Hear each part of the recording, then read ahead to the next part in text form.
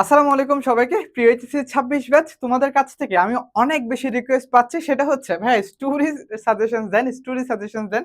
So আজকে আমরা দেখব হচ্ছে স্টোরি সাজেশনস, অর্থাৎ আমাদের সাধারণত এইচএসসি পরীক্ষায় ২ ধরনের স্টোরি এসে থাকে। একটা হচ্ছে আমাদের ট্র্যাডিশনাল স্টোরি এবং আরেকটা হচ্ছে আমার ক্রিয়েটিভ স্টোরি। সো আমরা হচ্ছে সাধারণত এখন বেশিরভাগ ক্ষেত্রে ট্রেন্ড যেটা সবচেয়ে বেশি ইম্পোর্টেন্ট সেটা হচ্ছে আমাদের ইমাজিনারি যে স্টোরিগুলো আছে, অর্থাৎ তোমাকে এখানে একটা কিছু আ লাইন দিয়ে দিবে এবং সেই লাইনগুলা থেকে হচ্ছে তোমাকে মানে একটা স্টোরি পরীক্ষক বা যিনি প্রশ্ন করবেন তিনি হচ্ছে তোমাকে শুরু করে দিবে এবং বাকিটা হচ্ছে তোমাকে এটা কমপ্লিট করতে হবে। অর্থাৎ তোমাকে নিজে থেকেই ওই গল্পটা তৈরি করতে হবে। দেন ওই গল্পটা তৈরি করে তোমাকে হচ্ছে এই জিনিসটা করতে হবে। ওকে?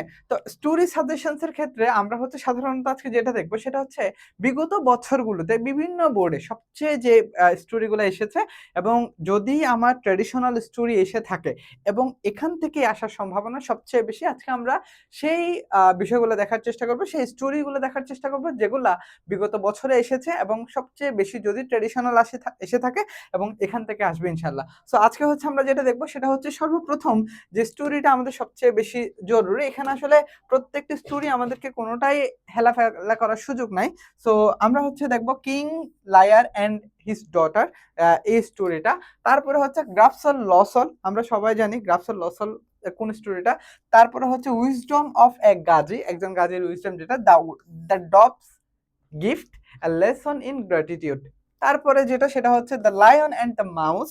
তারপরে wisdom over waves, the boatman's lesson, যে স্টোরিটা আছে।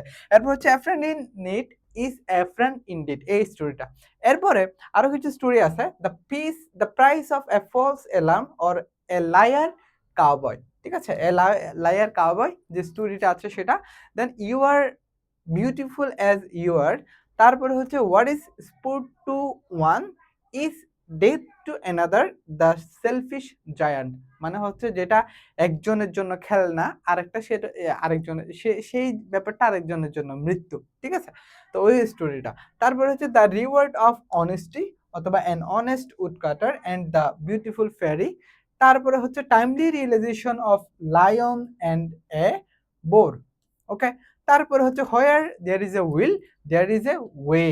তারপরে হচ্ছে এ থার্স্টি ক্রো, এই সেম জিনিসটাই। তারপর হচ্ছে who will bell the cat.